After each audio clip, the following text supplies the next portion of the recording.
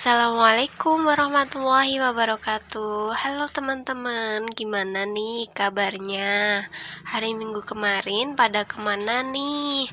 Healing atau di rumah aja? Kalau Mimin kebetulan di rumah aja. Oh iya, hari Senin kan kalian udah kembali ke aktivitas seperti biasanya. Terus hari Selasa ini mari kita mendengarkan informasi yang sangat bermanfaat untuk kita semua. Tetapi teman-teman jangan lupa subscribe terlebih dahulu, terus aktifkan loncengnya di channel aku Dunia Kreatif Muslimah, tempatnya berbagai inspirasi. Teman-teman udah tahu belum tanaman azula? Jadi tanaman azula itu merupakan satu-satunya genus dari paku air mengapung dari suku Azulas. Tentu saja tanaman ini banyak mengandung manfaat. Nah, sebelum kita tahu manfaatnya apa, kita kenali dulu nutrisi yang terkandung dalam azula. Jadi azula ini memiliki kandungan nutrisi yang lengkap. Hasil analisis kimia azula yaitu bahan organik sebesar 80,53%, kemudian protein kasar sebesar 24,06%, serat kasarnya sebesar 13,44%, kemudian lemak kasarnya 3,27%, dan abu sebesar 19,47%.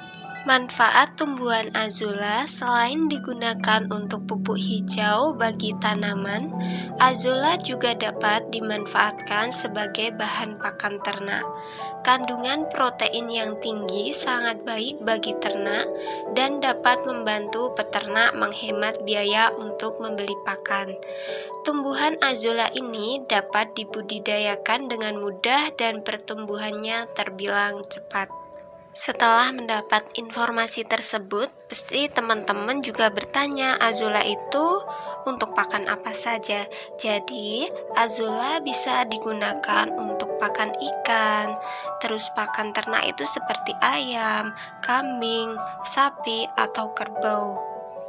Budidaya azula juga sangat mudah teman-teman, tetapi ada hal-hal yang harus teman-teman perhatikan. Rumput azula membutuhkan sinar matahari, sama halnya dengan tumbuhan hijau lainnya untuk fotosintesis dan nitrogenase.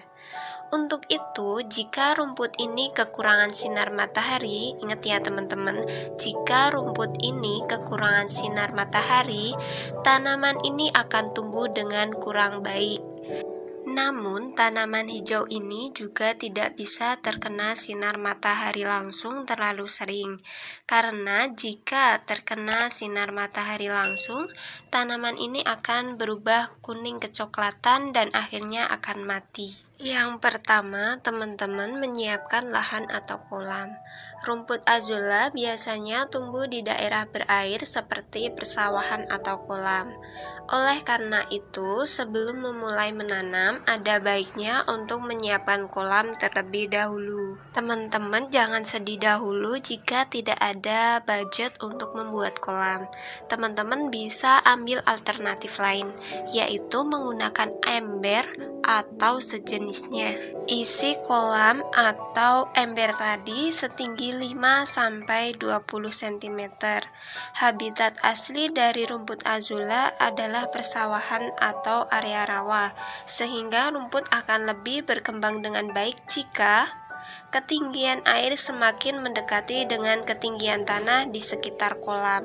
Jadi di dasarnya lebih baik teman-teman kasih tanah terlebih dahulu atau dikasih pupuk terlebih dahulu. Apabila teman-teman memberikan tanah atau pupuk hari ini, maka saya sarankan untuk menebarkan bibit hari berikutnya. Yang kedua yaitu menumbuhkan bibit.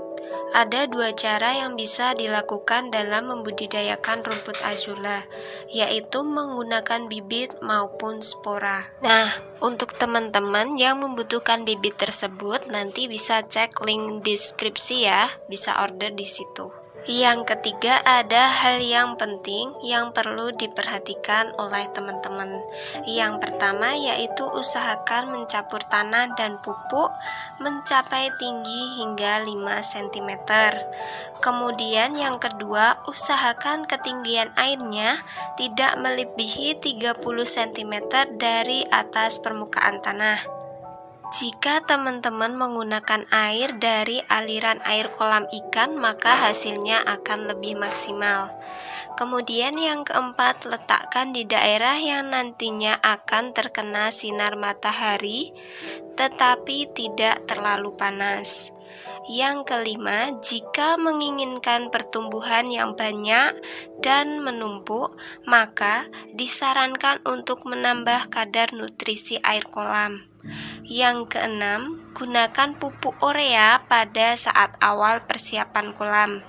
Yang ketujuh, begitu juga ketika menggunakan pupuk kandang untuk campuran media tanam rumput azula. Setiap hari, tanaman ini dapat tumbuh 30% dari jumlah bibit yang disebar, sehingga dalam waktu 5-7 hari azula sudah dapat dipanen. Nah, gimana nih pendapat kalian tentang tanaman azula ini?